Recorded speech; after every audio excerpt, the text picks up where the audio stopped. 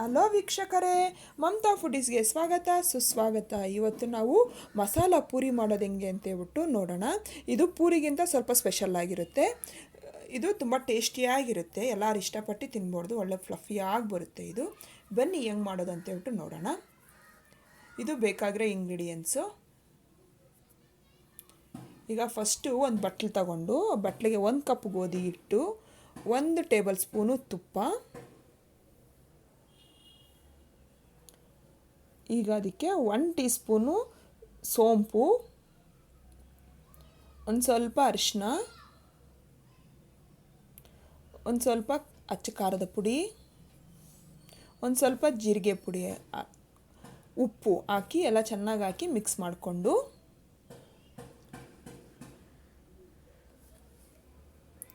ನೋಡಿ. ಈಗ ನೀರು ಹಾಕ್ಕೊಂಡು ನೋಡಿಕೊಂಡು ನೀರು ಹಾಕ್ಬಿಟ್ಟು ಕಲಿಸ್ಕೋಬೇಕು ನಾವು.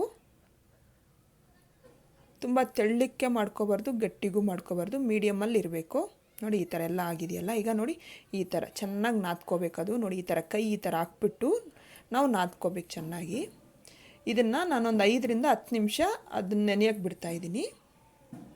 ಈಗ 5 ನಿಮಿಷ ಆಗಿದೆಯಲ್ಲ, ಇದನ್ನು ತಗೊಂಡು ಚಿಕ್ಕ ಚಿಕ್ಕದಾಗಿ ಉಂಡೆ ಕಟ್ತಾಯಿದ್ದೀನಿ. ನಿಂಬೆಹಣ್ಣು ಗಾತ್ರದ ಥರ ಮಾಡ್ಕೊಂಡಿದ್ದೀನಿ ನೋಡಿ ಈ ಥರ. ಈಗ ಇದಕ್ಕೆ ಗೋಧಿ ಹಿಟ್ಟು ಹಾಕ್ಬಿಟ್ಟು ಚೆನ್ನಾಗಿ ಲಟ್ಟಿಸ್ಕೋಬೇಕೀಗ. ತುಂಬ ತೆಳ್ಳಕ್ಕೆ ಮಾಡ್ಕೋಬಾರ್ದು, ಒಂದು ಸ್ವಲ್ಪ ದಪ್ಪನೇ ಇರಬೇಕು. ಹಾಗಂತೇಳಿ ತುಂಬ ದಪ್ಪ ಮಾಡ್ಕೊಳ್ಳೋದು ಬೇಡ, ನಾವು ಇಷ್ಟು ದಪ್ಪ ಇದ್ದರೆ ಸಾಕು. ನೋಡಿ ಎಲ್ಲನೂ ನಾನು ಇದೇ ಥರ ಲಟ್ಟಿಸ್ಕೊಂಡು ಒಂದು ಪ್ಲೇಟಿಗೆ ತೊಗೊಂಡಿದ್ದೀನಿ.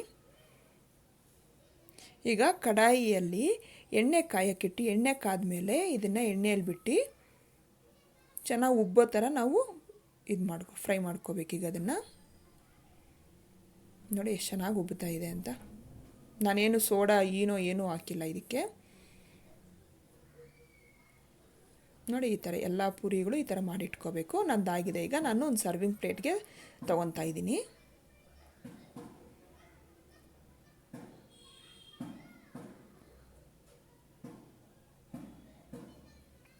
ನೋಡಿ ನಂದು ಮಸಾಲ ಪೂರಿ ರೆಡಿಯಾಗಿದೆ.